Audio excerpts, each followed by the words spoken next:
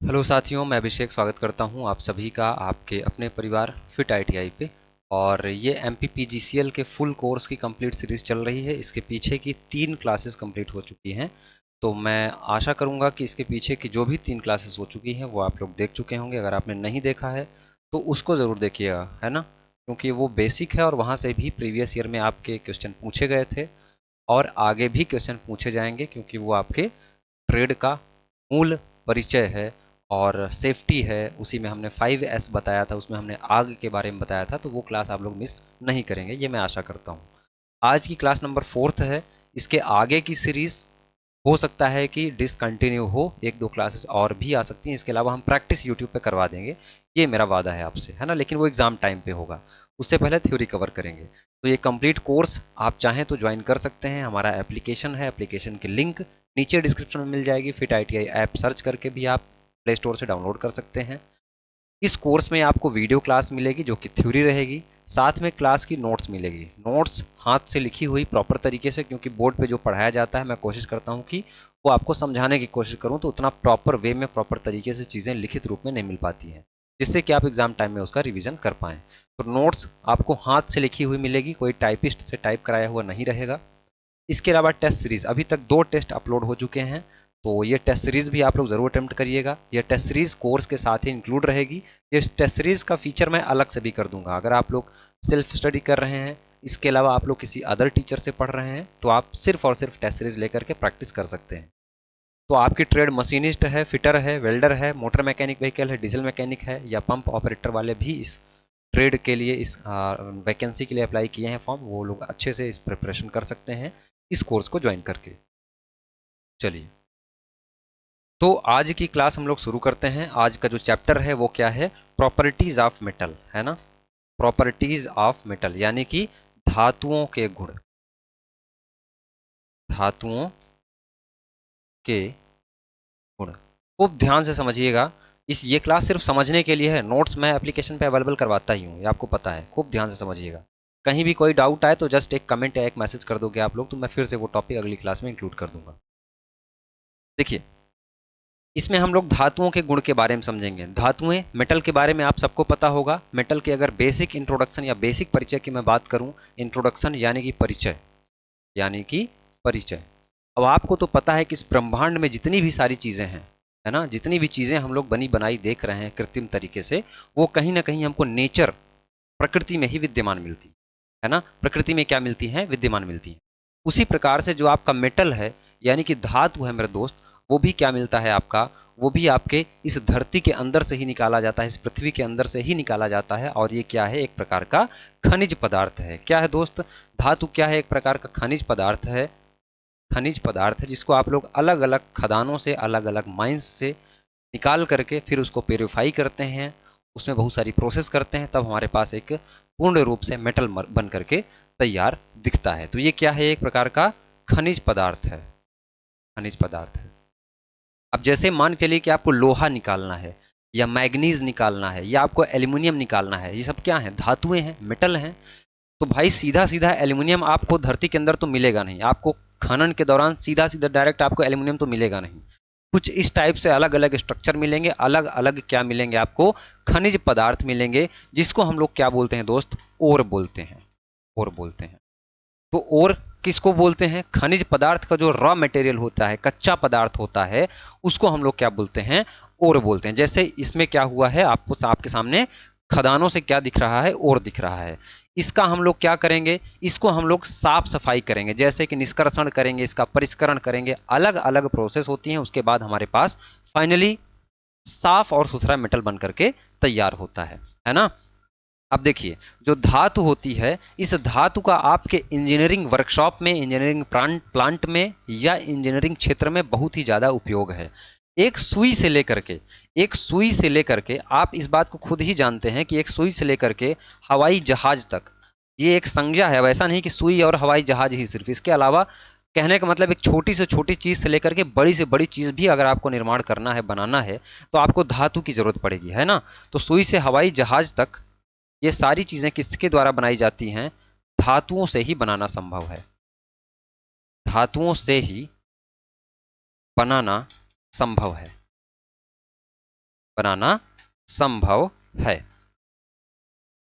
इतनी बात तो क्लियर है, इतनी बात तो क्लियर है दोस्त? हाँ ठीक है। अब देखिए, जब ये धातुएं बन के आपने निकाला, इस ओर को आपने निकाला खदानों से, इस ओर का आपने निष्कर्षण किया, इस ओर का आपने परिष्करण किया, इस ओर को आपने साफ सफाई किया, तब जाकर के आपके सामने एक रिफाइन धातु, रिफाइन मेटल निकल के आया। अब अगर इस धातु में दोस्त, अब अगर इस धातु में हम लोग किसी न किसी एलिमेंट या किसी तत्व को अगर मिला देते हैं, किसी तत्वों का अगर हम लोग मिला देते हैं, तो हमारे सामने क्या निकल के आता है? वो निकल के आता है यौगिक। क्या निकल के आता है? यौगिक। या इसी के अलावा हम लोग और भी क्या कर सकते हैं, एक धातु को दूसरे धातु के साथ मिलाते हैं। कैसे मिलाते हैं? मेल्ट करके, गर्म करके, पिघला करके उनको आपस में मिला देते हैं। उसको हम लोग क्या बोलते हैं? उसको हम लोग बोलते हैं एलॉय। क्या बोलते हैं? एलॉय। एलॉय के ही आप लोग क्या बोल सकते हैं? मिश्रण बोल सकते हैं, एलॉय।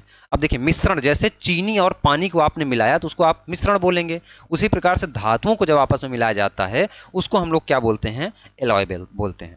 बहुत बेसिक बेसिक चीज है, सवाल पूछे जा सकते हैं ना कि एलॉय क्या है। तो धातुओं के मिश्रण को, दो धातुएं हैं, तीन धातुएं हैं, अलग अलग प्रकार की धातुएं, इनकी प्रॉपर्टी हमको अलग चाहिए, तो हम क्या बनाते हैं? एलॉय बनाते हैं, है ना। और किसी एलिमेंट को, किसी तत्व को, जैसे आपने देखा है कि आप स्टील में निकल मिला दे रहे हैं, क्रोमियम मिला दे रहे हैं, छोटे छोटे एलिमेंट मिला रहे हैं, तो आपका क्या निकल के आएगा? उसको हम लोग क्या बोलेंगे? यौगिक बोलेंगे। इतनी चीजें समझ में आ रही हैं दोस्त? हाँ बिल्कुल समझ में आनी चाहिए। अब देखिए, प्रकृति में ओर के फॉर्म में आपका खनिज पदार्थ उपलब्ध होता है, उस ओर को हम लोग क्या करते हैं? निकालते हैं, उसको हम लोग साफ सफाई करते हैं, क्या करते हैं? निष्कर्षण करते हैं, परिष्करण करते हैं, है ना। निष्कर्षण करते हैं, निष्कर्षण, और क्या करते हैं हम लोग? परिष्करण करते हैं, परिष्करण करते हैं, जिसके परिणाम स्वरूप हमको क्या निकल के आता है? मिलता है धातु, मिलता है। धातु का बेसिक सा परिचय यही है। बेसिक से परिचय के बारे में हम लोग बात करें धातु का, तो वो आपका यही है। चलिए, अब देखिए, धातु के कुछ गुण होते हैं। जैसे दो प्रकार से गुण हमको पढ़ने हैं। कौन कौन से गुण पढ़ने हैं? एक तो भौतिक गुण पढ़ना है, एक मैकेनिकल गुण पढ़ना है। भौतिक गुण का मतलब क्या होता है? Physical property. क्या मतलब होता है? Physical property. मैकेनिकल गुण का मतलब क्या होता है? यांत्रिक प्रॉपर्टी। अब देखिए, फिजिकल गुण को, फिजिकल प्रॉपर्टीज को हम लोग एक और प्रॉपर्टी के नाम से बोलते हैं। वो क्या है? नेचुरल प्रॉपर्टी, यानी कि प्राकृतिक प्रॉपर्टी, है ना। प्राकृतिक गुण क्या बोलते हैं हम लोग इसको? प्राकृतिक गुण। प्राकृतिक गुण। तो आपसे सवाल पूछेगा कि धातुओं का कौन से गुण को हम लोग प्राकृतिक गुण के नाम से जानते हैं, या नेचुरल प्रॉपर्टी कौन सी है, तो वो कौन सी होती है? Physical property. क्यों इसको हम लोग नेचुरल प्रॉपर्टी बोलते हैं, या क्या मतलब होता है फिजिकल प्रॉपर्टी का? इसको ध्यान से समझिएगा। जिस भी मेटल को स्पर्श करने से उसके जिस गुण के बारे में आपको पता चल जाए, उसको देखने से उसके जिस गुण के बारे में आपको पता चल जाए, उसको आप लोग क्या कहेंगे दोस्त? वो क्या है? आपका फिजिकल प्रॉपर्टी है, और ये कभी चेंज नहीं होती है। उदाहरण के लिए मैं आपको बताऊं कि अगर जैसे मेरे अंदर आपको फिजिकल प्रॉपर्टी देखना है, तो मैं क्या हूं? मैं पतला हूं, है ना। ये फिजिकल प्रॉपर्टी है। आप मुझे देख करके बता सकते हैं कि मैं बहुत ज्यादा हष्ट पुष्ट नहीं हूं, बहुत बॉडी बिल्डर वाला इंसान नहीं हूं। आप ऐसे देख सकते हैं। या कोई मोटा व्यक्ति है, कोई छोटा व्यक्ति है, उसको देख करके ही आप जज कर ले जा रहे हैं।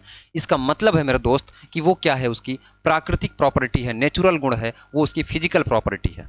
जैसे कलर है, अगर मेरे किसी शरीर का कलर है ना, मैं पूरी तरह से ब्लैक हूं, है ना, मैं काले या सांवले, जो कि लगभग 70 to 75% इंडियन है, मेरा कलर उनसे मैच करता है, तो ये मेरी प्रॉपर्टी चेंज नहीं होने वाली है। उसी प्रकार से दोस्त धातुओं में होता है।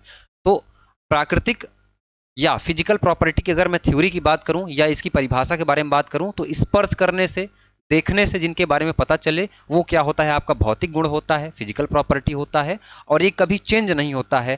कहने का मतलब क्या है दोस्त? ये पूरी तरह से क्या होता है? स्थायी होता है, स्थायी होता है, स्थायी होता है। साथ में ये आपका देखने से पता चलता है, देखने से, छूने से। आप इसको क्या करें? महसूस कर लें। वो प्रॉपर्टी किसके अंतर्गत आएगी? वो प्रॉपर्टी आएगी फिजिकल प्रॉपर्टी।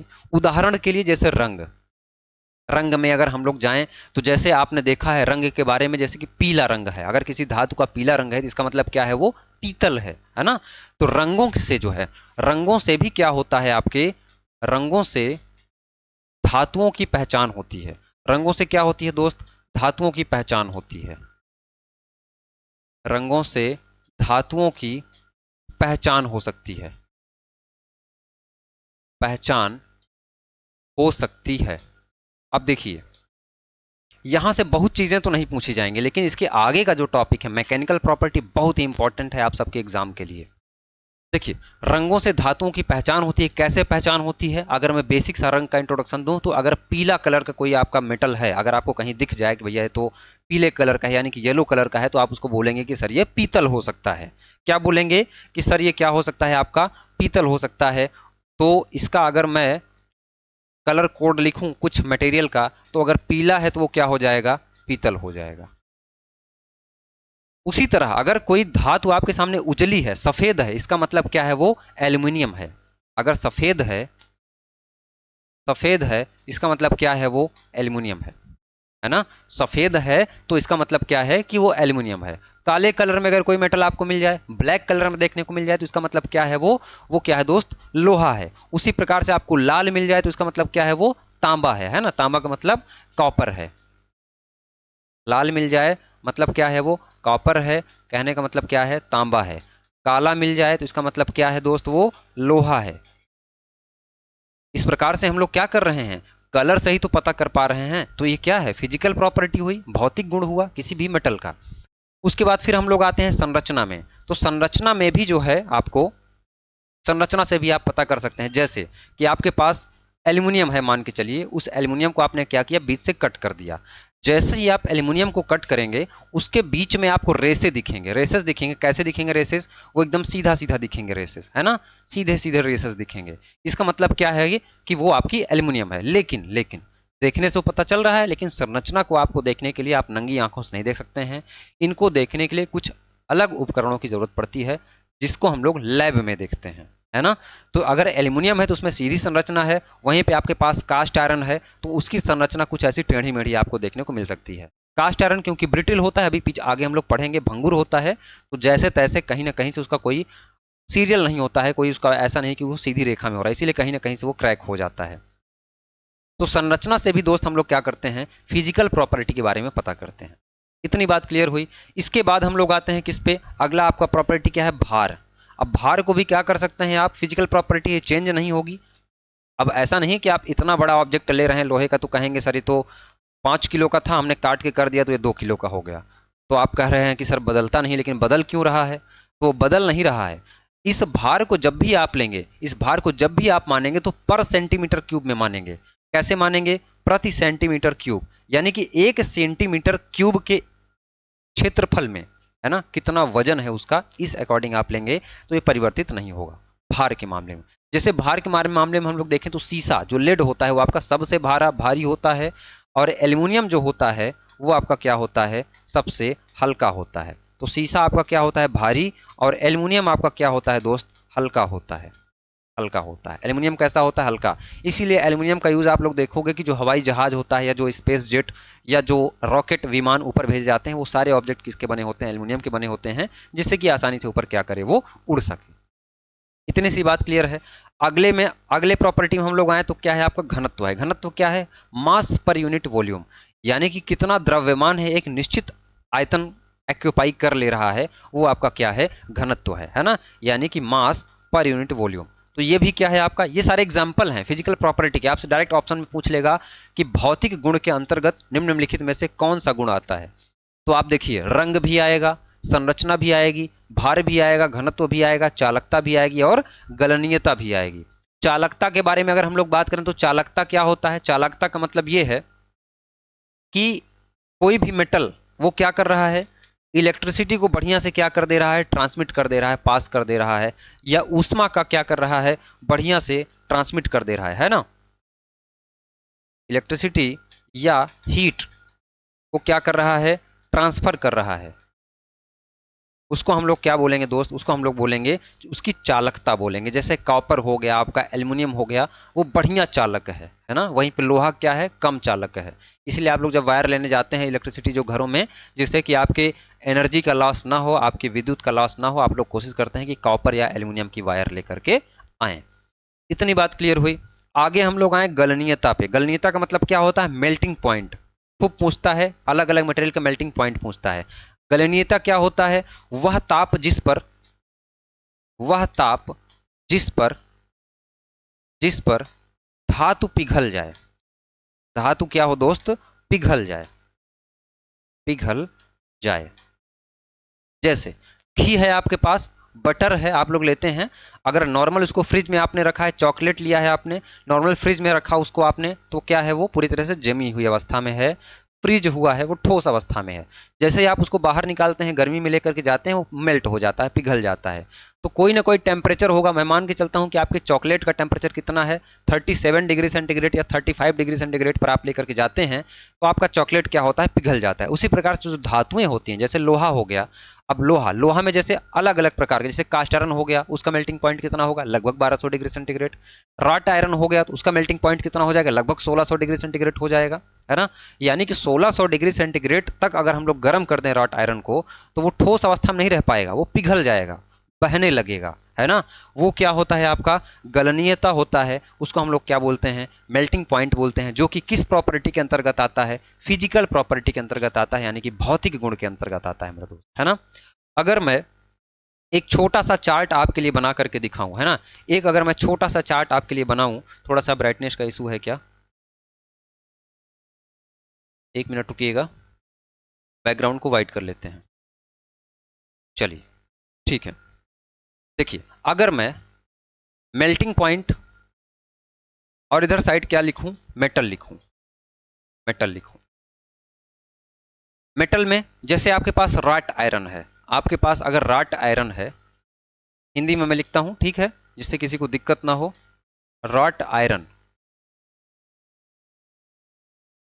कास्ट आयरन, है ना। रॉट आयरन का मतलब क्या होता है, पिटवा लोहा, पिटवा लोहा। और कास्ट आयरन का मतलब क्या होता है दोस्त, ढलवा लोहा। तो ये पूछा जाता है कि कितने डिग्री सेंटीग्रेड पर ये पिघल जाएगा, तो अगर रॉट आयरन है तो लगभग 1600 डिग्री सेंटीग्रेड उसको टेम्परेचर चाहिए, लगभग 1600 डिग्री सेंटीग्रेड। फॉरेनहाइट में आएगा तो तुरंत आपको चेंज करना है। इस सेंटीग्रेड का ऑप्शन में खूब ध्यान रखिएगा, है ना, क्योंकि अब सवाल एग्जाम का पैटर्न चेंज हो रहा है, तो कहीं ना कहीं वो आपको भरमाएगा, परेशान करेगा, है ना। एग्जैक्ट वैल्यू की अगर बात करेगा तो लगभग 1593, है ना, 1593 डिग्री सेंटीग्रेड। अब देखिए ये एग्जैक्ट में कभी आपको परेशान नहीं करेगा, 10 से 20 डिग्री सेंटीग्रेड के क्लोज में आपको टेम्परेचर नहीं देगा, क्योंकि किसी भी मेटल का मेल्टिंग पॉइंट ऐसा कोई नापने जोखने नहीं बैठता है ना, कि यार 1593 पे ही ये पिघल रहा है, 1600 पे पिघल जाएगा, 1594 पे पिघल जाएगा। अरे पिघलने की तो बात है, चॉकलेट आपका पिघलना है, 32 पे पिघल जाएगा, 35 पे पिघल जाएगा। तो एक एवरेज वैल्यू हम लोग ले लेते हैं कि 35 डिग्री पे मान के चलिए आपका चॉकलेट क्या हो जाएगा, पिघल जाएगा, ये बात होती है। वहीं पे कास्ट आयरन की अगर हम लोग बात करें तो कास्ट आयरन का मेल्टिंग पॉइंट थोड़ा सा कम होता है, कितना होता है, लगभग 1200 डिग्री सेंटीग्रेड, 1200 डिग्री सेंटीग्रेड। तो कास्ट आयरन में और रॉट आयरन में बच्चे बहुत कंफ्यूज होते हैं। इसके अलावा क्या आता है, कॉपर आता है, कॉपर, कॉपर का मतलब क्या होता है, तांबा, है ना। उसके बाद क्या आता है आपका, एल्यूमिनियम, एल्यूमिनियम। अब देखिए जो कॉपर होता है उसका मेल्टिंग पॉइंट कितना होता है, 1088 डिग्री सेंटीग्रेड, कितना होता है, 1088। और एल्यूमिनियम का कितना होता है, लगभग 660 डिग्री सेंटीग्रेड। तो कॉपर का मेल्टिंग पॉइंट कितना है, ज़्यादा है, इसलिए आप लोग घरों में जो यूज़ करते हैं वो कॉपर की वाइंडिंग, आप पंखा मोटर जितनी भी वाइंडिंग सामग्री यूज़ करते हैं वो सारा क्या करते हैं, कॉपर के यूज़ करते हैं, जिससे कि ज़्यादा चलते चलते अगर वो हीट भी हो जाए, है ना, अगर वो ज़्यादा चलते चलते हीट भी हो जाए तो क्या हो, उसका मेल्टिंग पॉइंट ज़्यादा है तो पिघलेगा नहीं, हमारी सर्किट बची रहेगी। वहीं पे एल्यूमिनियम क्या है, 660 डिग्री सेंटीग्रेड पे क्या हो जाएगा, वो पिघल जाएगा, है ना। वहीं पे पीतल भी आता है कहीं कहीं, पीतल भी आपको ऑप्शन में दे देता है, पीतल के बारे में भी पूछा जाता है, तो लगभग 960 डिग्री सेंटीग्रेड जो है वो आपका पीतल का भी होता है ना।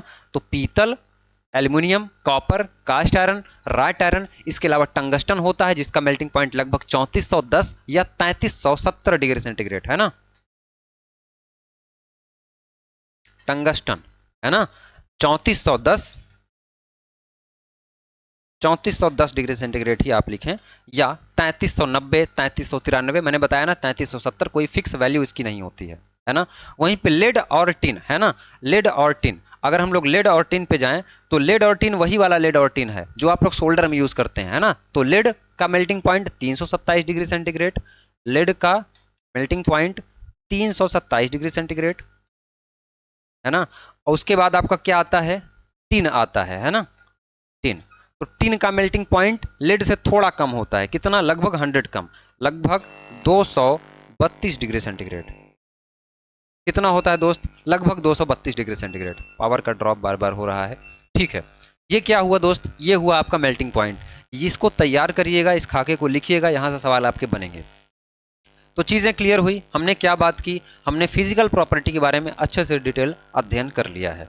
अब लोग हम आते हैं अपने मेन कंटेंट में, जो आपके एग्जाम में बार बार परेशान करता है, आपसे बार बार पूछा जाता है। वो क्या है आपके सामने, मैकेनिकल प्रॉपर्टी ऑफ मेटल, है ना, यानी कि धातुओं के यांत्रिक गुण, यांत्रिक गुण, धातुओं के यांत्रिक गुण। अब यांत्रिक गुण में कौन कौन से गुण आते हैं, उन सारे गुण के बारे में हमको पढ़ना है। पहला गुण आपका क्या है, पहली प्रॉपर्टीज क्या है, हार्डनेस। हार्डनेस का मतलब क्या होता है हिंदी में, कठोरता। क्या होता है, कठोरता। कठोरता, कठोरता क्या है, अगर कोई मेटल है वो अपने खुरचे जाने का, स्क्रैच करने का, उस पर लाइन खींचने को रेजिस्ट कर रहा है, रोक रहा है, उसको हम लोग क्या कहेंगे, उस मटेरियल की हार्डनेस कहेंगे, उस मेटल की क्या कहेंगे, कठोरता कहेंगे, है ना। यानी कि स्क्रैच, स्क्रैच, वियर, है ना, टीयर,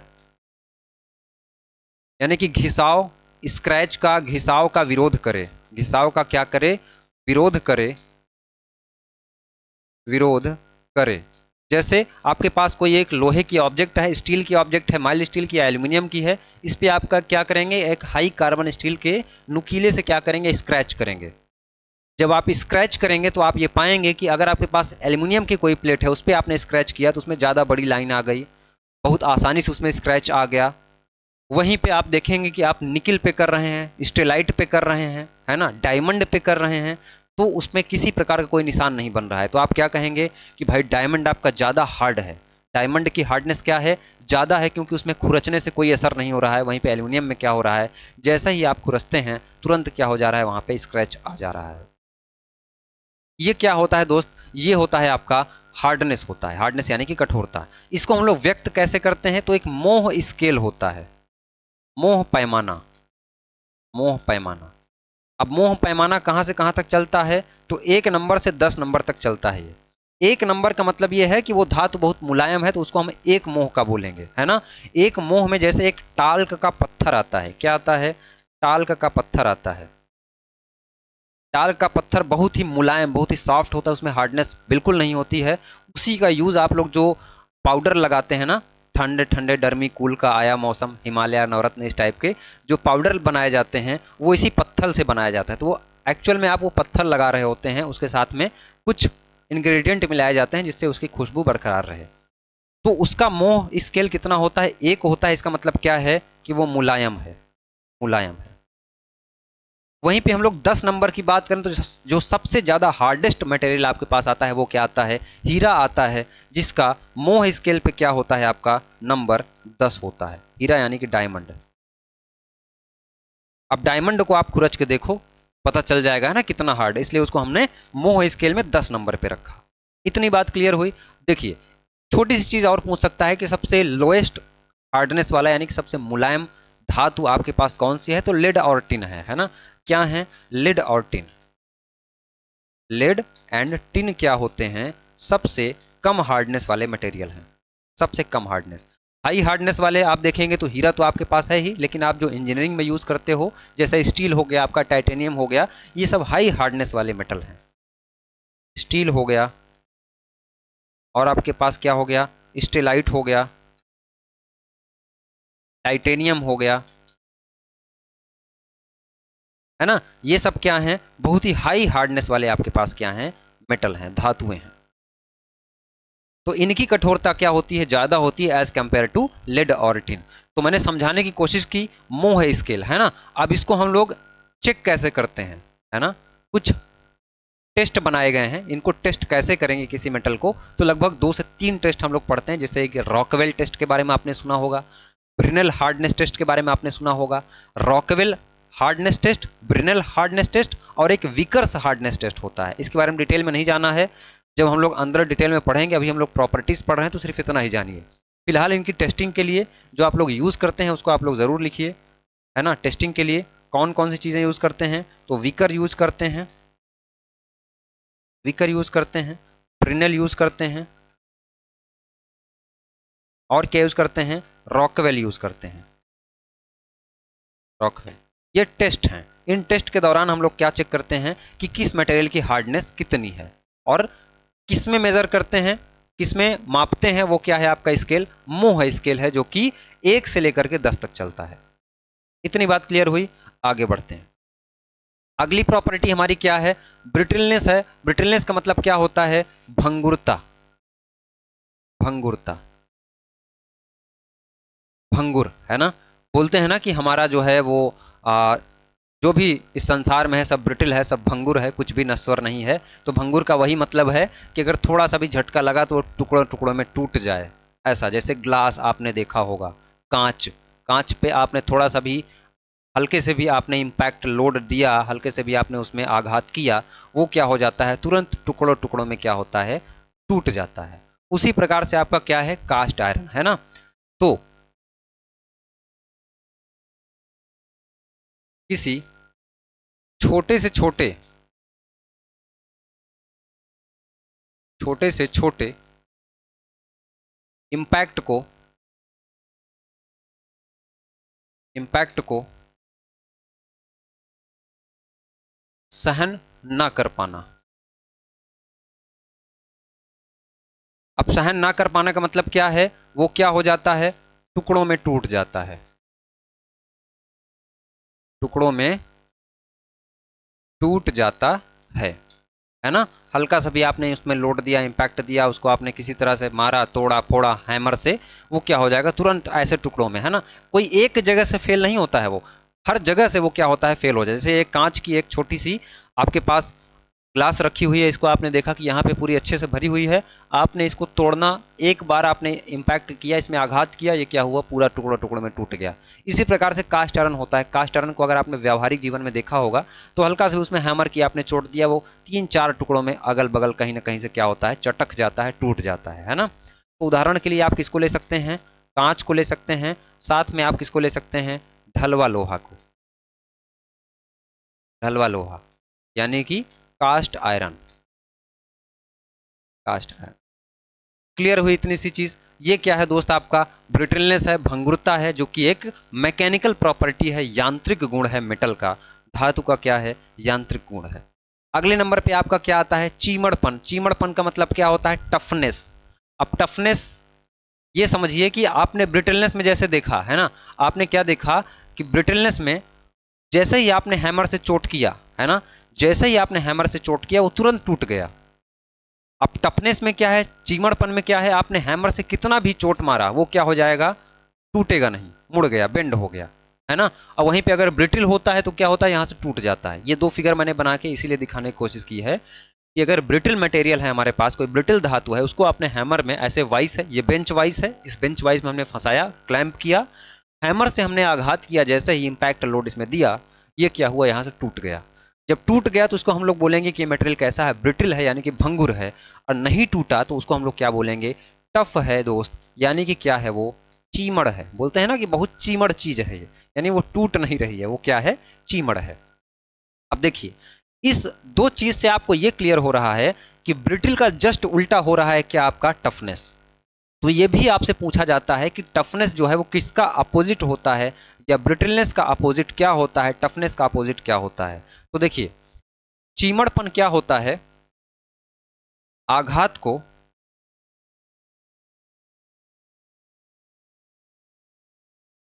आघात को सहन कर जाना,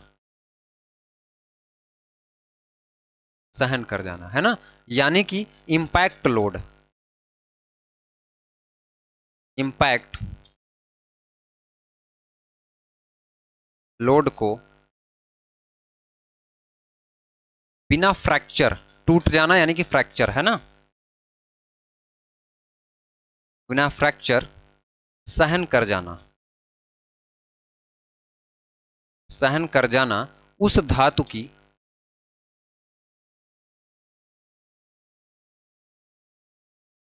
उस धातु का टफनेस है, उस धातु का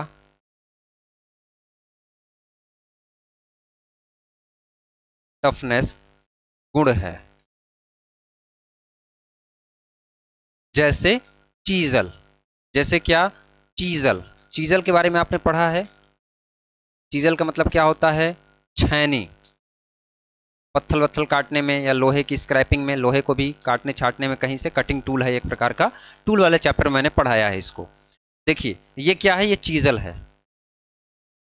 अगर ये चीजल ब्रिटल होता तो जैसे ही इस हैमर से हम लोग इस चीजल पे मारते तो क्या होता है, ये चीजल ही टूट जाती।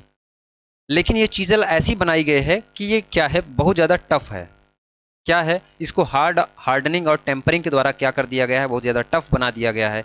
इस पर आप कितना भी आघात करेंगे ये क्या कर ले जाएगा, सहन कर जाएगा। और ये अपने लोड को किसके पास ट्रांसमिट करेगा, ये जो आपका वर्क पीस है, चाहे आपका पत्थर हो, स्टोन हो, चाहे आपका माइल्ड स्टील हो, किसी भी मेटल की आप कटिंग कर रहे हैं, पूरा का पूरा फोर्स क्या कर देगा, उस पर ट्रांसमिट कर देगा।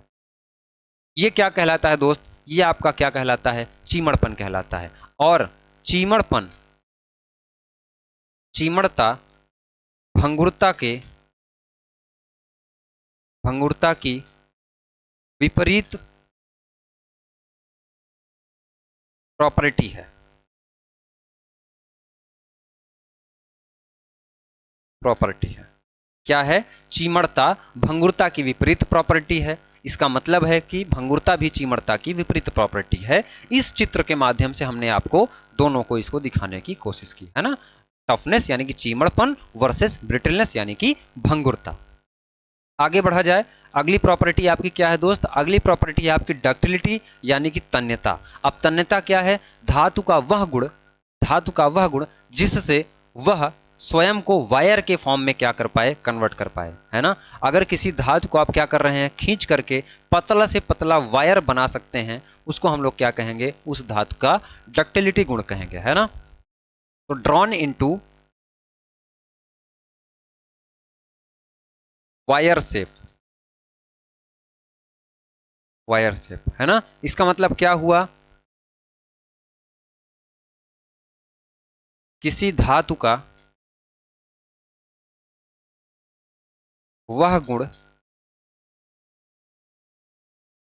जिससे उसे पतले वायर के फॉर्म में, पतले तार के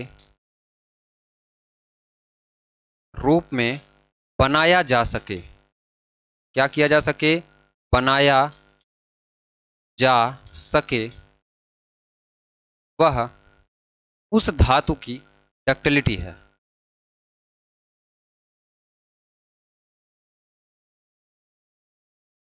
धातु की डक्टिलिटी है।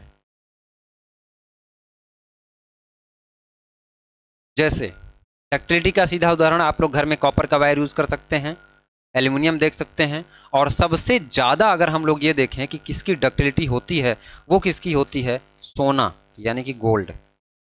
सोना यानी कि गोल्ड, यानी कि इसकी डक्टिलिटी क्या होती है, सबसे ज़्यादा होती है। इसको आप वायर के फॉर्म में रख सकते हैं। इसके अलावा चांदी भी है, चांदी, है ना, यानी कि सिल्वर। इसकी भी डक्टिलिटी क्या होती है, बहुत अच्छी होती है। इसको भी क्या कर सकते हैं आप लोग, वायर के फॉर्म में कर सकते हैं। तो भैया वायर के फॉर्म में कर सकते हैं तो वायर सोने चांदी का क्यों नहीं, क्योंकि बहुत महंगा है। कौन है ऐसा जो वायर सोने चांदी का बनवाएगा। तो इसलिए वायर यानी कि डक्टिलिटी का गुण आपके कॉपर में भी होता है, एल्यूमिनियम में भी होता है। तो और कॉपर और एल्यूमिनियम पीछे हमने पढ़ा है ना। तो वो क्या होता है, इलेक्ट्रिसिटी और आपके हीट का कंडक्टर भी बढ़िया होता है, और डक्टिलिटी का भी गुण है, इसलिए हमने उसको वायर के फॉर्म में चुनने का फैसला लिया है ना। तो ये क्या है, आपका डक्टिलिटी है या आपका तन्यता है, या कुछ वायर्स आपको फिगर के रूप में दिखाई दे सकते हैं। आगे हम लोग आए तो हमारे पास क्या आता है, इलास्टिसिटी यानी कि प्रत्यास्थता। प्रत्यास्थता का मतलब क्या है कि अगर किसी मेटल पर हम लोग क्या करें, किसी धातु पर बल आरोपित करें, फोर्स लगाएं, वो डिफॉर्म कर जाए, है ना, उसका आकार क्या रहे, उसका शेप क्या हो, चेंज हो जाए। लेकिन जैसे ही उस फोर्स को हम लोग हटाएं, वो पुनः अपनी अवस्था में आ जाए। क्या हो जाए, पुनः अपनी अवस्था में आ जाए। देखिए वह गुण जिससे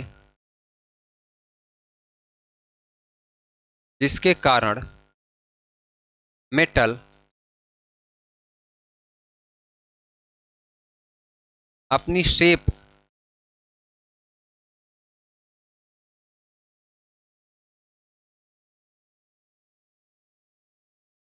चेंज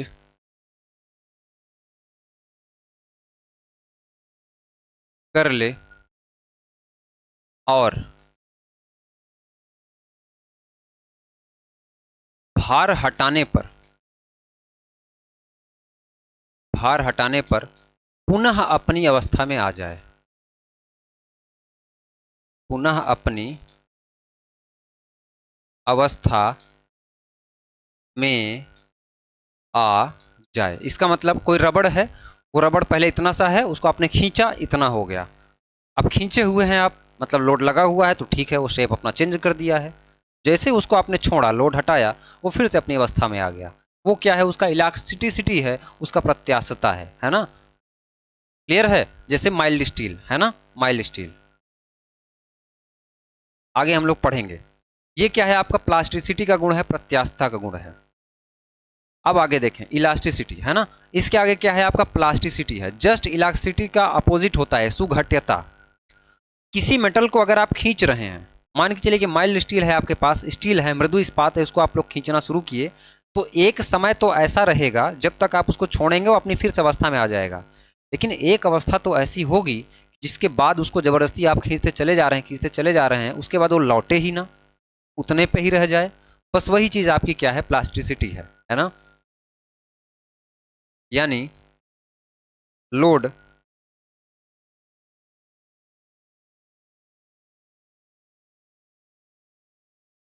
लगाने पर उसके शेप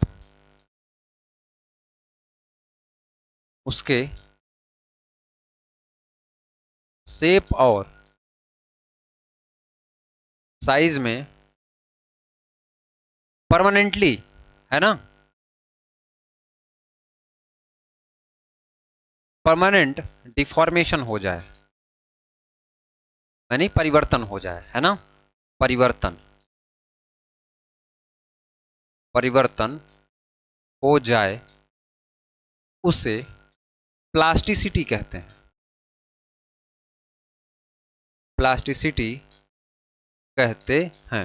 और इंजीनियरिंग मटेरियल में इस गुण का होना बहुत ज़रूरी है, क्योंकि अगर आपको किसी लोहे का मेटल है, उसका आपको क्या बनाना है? कोई ऑब्जेक्ट बनाना है, कोई रॉड बनानी हो गई, कोई आपको स्क्रू बनाना हो गया, कोई नट बोल्ट बनाना हुआ। अगर आपके पास ऐसा मेटल है कि आपने उसको नट बनाया किसी तरह फोर्स लगा करके, कटिंग करके, और जैसे ही आपने छोड़ा वो फिर से अपने पहले जैसा हो जाएगा, तो इलास्टिसिटी रहेगा अगर, तब तो मामला गड़बड़ है भाई, है ना? हमको चाहिए क्या? प्लास्टिसिटी चाहिए, जैसे कि हम जो बना दें उतने पे ही रह जाए वो। तो क्या कह रहा है कि लोड लगाने पर उसके शेप और साइज में परमानेंट डिफॉर्मेशन हो जाए, उसे प्लास्टिसिटी कहते हैं। यानी कि अगर आपने उसमें लोड लगाया तो जिस प्रकार से आपने उसको ढाल दिया वो उसी प्रकार से ढला रह जाए, उसमें किसी प्रकार का कोई चेंज ना आए, वो क्या होता है? आपका प्लास्टिसिटी होता है। इसको हिंदी में क्या हम लोग बोलते हैं? सुघट्यता बोलते हैं। और आगे अगर हम लोग बढ़ें तो हमारे पास एक और बढ़िया प्रॉपर्टीज है, वो क्या है? मेलाइबिलिटी है। इसको हम लोग हिंदी में क्या बोलते हैं? आघात वर्धनीयता। आघात वर्धनीयता। अब आघात वर्धनीयता, इसके नाम में क्या छुपा हुआ है? आपने आघात किया और आघात करने से क्या हो रहा है? ये बढ़ रहा है ना? आघात करने से क्या हो रहा है? बढ़ रहा है। यानी कि धातु का वह गुण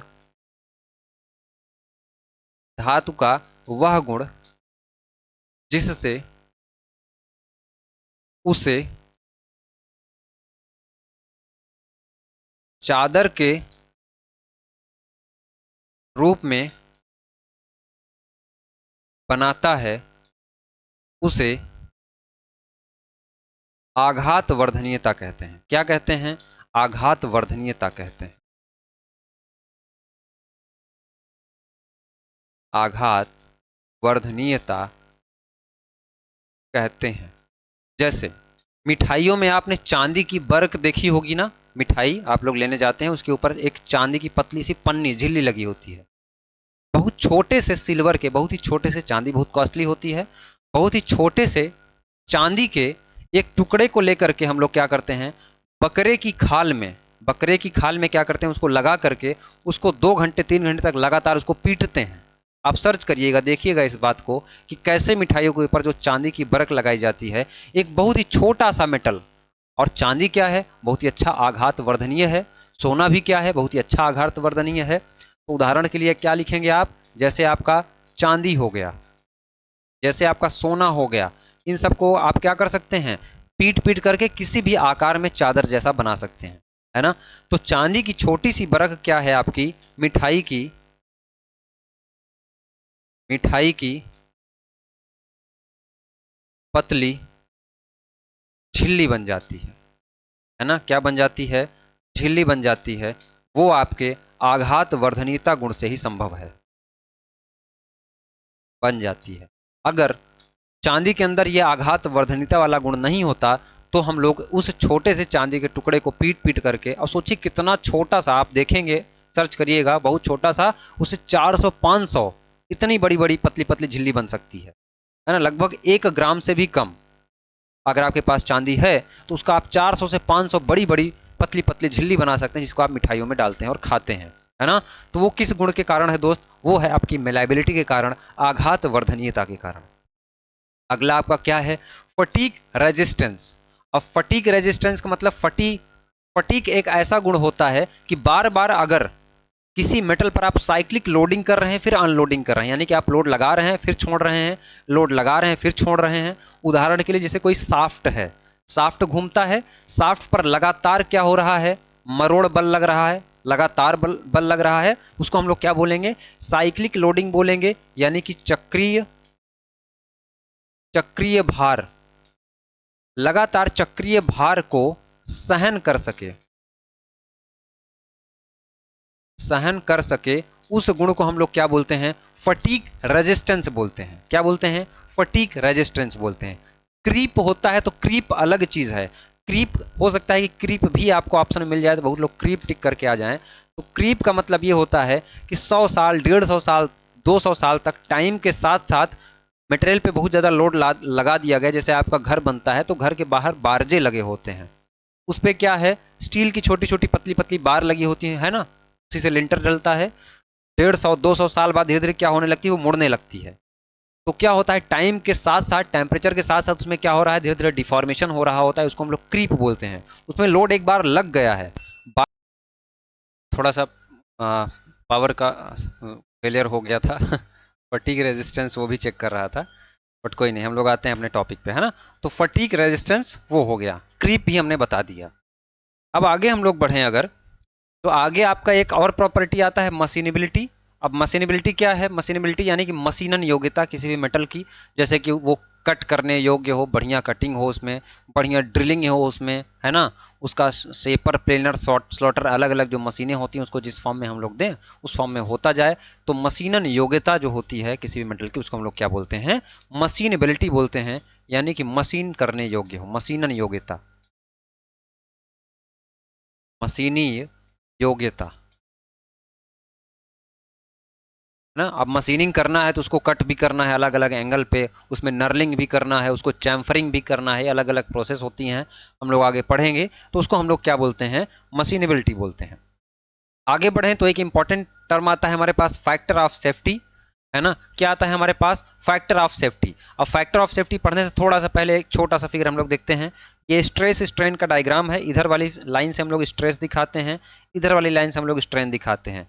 स्ट्रेस अगर देखा जाए तो लोड होता है, आप सीधा सा ये समझिए कि इधर हम लोग क्या कर रहे हैं, लोड लगा रहे हैं, और लोड लगाने के बाद किसी धातु पर, किसी लोहा है, इसको हम लोग दबाने की कोशिश कर रहे हैं। तो जब हम दबाएंगे तो हम लोग स्ट्रेस दे रहे हैं, और उस दबाने से उसमें जो परिवर्तन आएगा वो स्ट्रेन होगा, मतलब जो चेंज होता है, चाहे वो घटे चाहे बढ़े, दबा रहे हैं तो घट रहा है, खींच रहे हैं तो बढ़ रहा है, उसको हम लोग क्या बोलते हैं, स्ट्रेन बोलते हैं। तो स्ट्रेन, स्ट्रेस स्ट्रेन डायग्राम में जब हम लोग माइल्ड स्टील का डायग्राम देखते हैं तो हम लोग क्या करते हैं, खींचना शुरू करते हैं माइल्ड स्टील को। तो यहाँ से एक लाइन आती है यहाँ तक, इसको हम लोग क्या बोलते हैं, इस वाले बिंदु को हम लोग बोलते हैं प्रोपोर्शनल लिमिट। यानी कि इसका मतलब कि यहाँ तक फोर्स लगाने के बाद, स्ट्रेस लगाने के बाद अगर हम लोग छोड़ेंगे तो आपका जो माइल्ड स्टील है वो फिर से अपनी अवस्था में आ जाएगा। यानी कि वो कौन सा गुण हो जाएगा, पीछे जो हमने बताया, वो इलास्टिसिटी हो जाएगा, प्रत्यास्था हो जाएगा। इसके बाद हम लोग कहाँ ले जाएंगे, फिर ए से बी पर ले जाएंगे, तो ये क्या हो जाएगा, इलास्टिक लिमिट हो जाएगा, यानी कि यील्ड पॉइंट हो जाएगा। अब ये लास्ट पॉइंट होगा। इसके बाद जैसे ही हम लोग स्टार्ट करेंगे फिर से स्ट्रेस लगाना, इसमें परमानेंटली डिफॉर्मेशन क्या हो जाएगा, शुरू हो जाएगा। जिसलिए इसको, इस वाले रीजन को हम लोग क्या बोलते हैं, प्लास्टिक रीजन बोलते हैं। इस वाले रीजन को हम लोग क्या बोलते हैं, प्लास्टिक रीजन। यानी कि इससे ज़्यादा, लिमिट ऑफ प्रोपोर्शनलिटी से ज़्यादा हमने अगर स्ट्रेस लगाया, फोर्स लगाया धातु पर, मेटल पर, तो क्या हो जाएगा, उसका प्लास्टिक डिफॉर्मेशन स्टार्ट हो जाएगा। उसके बाद हम लोग और उसको खींचेंगे तो कहाँ तक जाएगा, वो अल्टीमेट टेंसाइल स्ट्रेंथ तक जाएगा। अल्टीमेट टेंसाइल स्ट्रेंथ यानी कि किसी चीज़ को हम खींच रहे हैं, माइल्ड स्टील को खींचा ही जा रहा है, इसमें स्ट्रेस स्ट्रेंथ डायग्राम में खींचा जाता है। ये एक लैब प्रैक्टिकल है, आगे की कक्षाओं में अगर आपके सिलेबस में होगा तो हम ज़रूर कराएंगे। तो जब खींचा जाता है, ये हालांकि समझ में नहीं आएगा, बट ये फैक्टर ऑफ सेफ्टी जानने के लिए ये ज़रूरी है, इसलिए मैं बता रहा हूँ आपको। बाकी ये अपने आप में एक लेक्चर ही है। तो यहाँ से प्लास्टिक डिफॉर्मेशन शुरू हुआ, यानी कि यहाँ तक हमने माइल्ड स्टील को खींचा, अगर यहाँ तक खींचने के बाद हम लोग क्या करेंगे, छोड़ देंगे, तो फिर से अपनी अवस्था में आ जाएगा। इसलिए इस वाले रीजन को हम लोग क्या बोलते हैं, इस वाले रीजन को हम लोग ये बोलते हैं कि भैया यहाँ के बाद अगर हम लोग लोड हटाएंगे तो फिर से वापस आ जाएगा, इसलिए हम लोग इसको क्या बोलते हैं, इलास्टिक रीजन बोलते हैं। यहाँ पे आप देखेंगे कि यहाँ से यहाँ तक एक लाइन खींची हुई है, यहाँ पे ये लाइन ये बताती है कि अगर इसके बाद अगर आप खींचते हैं तो वो परमानेंटली डिफॉर्मेशन की तरफ जाएगा, यानी कि प्लास्टिसिटी हो जाएगा, सुघट्यता में बदल जाएगा, यानी कि अब उसमें पुनः अपनी अवस्था में आने का सामर्थ्य नहीं रहेगा। इसलिए यहाँ से इस वाली पॉइंट को हम लोग क्या बोलते हैं, परमानेंट सेट बोलते हैं। तो परमानेंट सेट क्या है, वह पॉइंट जिसके बाद भी अगर हम लोग स्ट्रेस लगा रहे हैं, अगर स्ट्रेस दे रहे हैं, तो उसका जो चेंज होगा वो परमानेंट हो जाएगा, यानी कि वो प्लास्टिक रीजन में क्या करा जाएगा, जंप कर जाएगा, उसमें इलास्टिसिटी का गुण विद्यमान नहीं रह सकता। तो ये क्या है, ये आपका प्लास्टिक रीजन है। और ये क्या है, अल्टीमेट टेंसाइल स्ट्रेंथ। अगर आप किसी चीज़ को खींचते हैं ना, तो वो अपने टेंसाइल को क्या करती है, रेजिस्ट करती है, अपने खींचने जाने का विरोध करती है। लेकिन अगर इस माइल्ड स्टील को यहाँ तक हम लोग खींच देते हैं तो इसके बाद क्या है कि वो हार मान जाएगी कि अब हम अपना जो है विरोध नहीं कर सकते। जैसे किसी व्यक्ति के विरोध आप लड़ाई करें, उसे झगड़ा करें, तो कुछ हद तक वो क्या करेगा, रेजिस्ट करेगा, जितने उसके अंदर क्षमता रहेगी। फिर भी अगर आप लोग हद करेंगे, बहुत ज़्यादा परेशान करेंगे उसको, तो वो अपनी सीमा से जैसे ही आप उसकी पार करेंगे, उसके बाद वो विरोध करना मना कर देगा, फिर आप उसके साथ चाहे जो करें, है ना। तो वही कंडीशन इसके साथ भी, माइल्ड स्टील के साथ भी, कि यहाँ के बाद ये क्या है, अल्टीमेट टेंसाइल स्ट्रेंथ, यानी कि चरम तनन प्रतिबल। तनन का मतलब खींचना, प्रतिबल का मतलब स्ट्रेस, चरम का मतलब हो गया अल्टीमेट। अब वो चरम अवस्था तक उन्हें पहुंच चुका है। इसके बाद जैसे ही आप उसको और खींचेंगे, वो क्या करेगा, उसका विरोध नहीं करेगा, और वो किसकी तरफ भागेगा, वो फ्रैक्चर पॉइंट की तरफ भागेगा, यानी कि वहां से क्या हो जाएगा, टूट जाएगा वो। तो फैक्टर ऑफ सेफ्टी क्या बताता है, जो आप ये देख रहे हैं ना, अल्टीमेट टेंसाइल स्ट्रेंथ, यानी कि चरम तनन प्रतिबल, और वर्किंग स्ट्रेस, उसके ऊपर कितना स्ट्रेस कार्य कर रहा है, इन दोनों का रेशियो ही क्या कहलाता है, आपका फैक्टर ऑफ सेफ्टी बताता है। फैक्टर ऑफ सेफ्टी ही बताने के लिए हमने आपको ये इतनी बड़ी पूरी कहानी बताई है ना, फैक्टर ऑफ सेफ्टी बताने के लिए ही। तो फैक्टर ऑफ सेफ्टी क्या होता है, यूटीएस, अल्टीमेट टेंसाइल स्ट्रेंथ। इसका रेशियो अगर हम देखें किसके साथ, कार्यकारी प्रतिबल यानी कि वर्किंग स्ट्रेस के साथ, है ना, यानी कि WS, वर्किंग स्ट्रेस के साथ, यानी कि अल्टीमेट, इसको अगर हम लोग पूरा नाम लिखें, अल्टीमेट, ये पूछा जाता है टेंसाइल स्ट्रेंथ, है ना। ये क्या है, अल्टीमेट टेंसाइल स्ट्रेंथ। इसके बाद आप इसको खींचेंगे तो विरोध नहीं करेगा, यहां तक विरोध करेगा अपने खींचे जाने का। फिर भी यहाँ तक तो इलास्टिक था, इसके बाद अपने आप वापस आ रहा था। फिर आपने जबरदस्ती उसको खींचा तो प्लास्टिक में चला गया, यानी कि वापस नहीं आ रहा था, लेकिन फिर भी विरोध कर रहा था खींचे जाने का। फिर आपने यूटीएस तक अगर आप ले गए उसको, अल्टीमेट टेंसाइलेशन तक ले गए, उसके बाद फिर भी आप नहीं रुके, फिर भी आपने खींचा, तो उसके बाद उसने विरोध करना मना कर दिया और टूट गया वो, है ना, अलग हो गया। तो अल्टीमेट टेंसाइल स्ट्रेंथ बटे में क्या हो जाएगा आपका, वर्किंग स्ट्रेस, यानी उसमें स्ट्रेस का मतलब क्या होता है, प्रतिबल, है ना। और यहां जो स्ट्रेन लिखा हुआ है इसका मतलब क्या होता है, विकृति। क्लियर है। तो ये क्या है, अल्टीमेट टेंसाइल स्ट्रेंथ बटे में वर्किंग स्ट्रेस अगर आपका बीच में है रेशियो इन दोनों का, तो उसको हम लोग क्या बोलेंगे, फैक्टर ऑफ सेफ्टी बोलेंगे। हिंदी की बात करें तो चरम तनन प्रतिबल, चरम तनन प्रतिबल, है ना। अब बटे में कार्यकारी प्रतिबल, कार्यकारी प्रतिबल, वही चीज है, हिंदी में क्या बोलते हैं हम लोग इसको, सुरक्षा गुणांक। सुरक्षा गुणांक, है ना। तो इतनी सी चीज थी आपकी कहाँ पे दोस्त, इतनी सी चीज आपके मेटल की प्रॉपर्टी के बारे में पढ़नी है, यहाँ से आपके सवाल बनेंगे। मैं आशा करता हूँ कि जब भी मैं आपको प्रैक्टिस कराऊंगा या आप मॉक टेस्ट दे रहे होंगे एप्लीकेशन पे, तो वहाँ से संबंधित जो भी आपको सवाल मिलेंगे उसको आप बिल्कुल सही करके आएंगे। इसी आशा के साथ आज की इस क्लास को मैं यहीं पर रोकता हूँ, और इस पूरे कोर्स को अगर आपको पढ़ना है, ज्वाइन करना है, तो एप्लीकेशन की लिंक आपको डिस्क्रिप्शन में मिल जाएगी। इसके अलावा प्ले स्टोर पर फिट ITI सर्च कर लेना आप लोग, वहाँ से इस कोर्स को पूरा का पूरा ज्वाइन करें। 499 रुपये इसकी फ़ीस है। इसमें वीडियो क्लास, क्लास की नोट्स, टेस्ट सीरीज़, ये सारी चीज़ें अवेलेबल हैं। टेस्ट सीरीज़ का फीचर मैंने अलग से भी फ्लैश करा दिया है एप्लीकेशन में, तो जो बच्चे सेल्फ स्टडी कर रहे हैं या किसी और टीचर से पढ़ रहे हैं, वो लोग जा करके यहाँ से टेस्ट सीरीज़ दे सकते हैं। इतनी बात क्लियर है। तो आज की इस क्लास को मैं यहीं पे समाप्त करता हूँ, मिलता हूँ सीधे आपसे डायरेक्ट अगली क्लास में। तब तक के लिए धन्यवाद।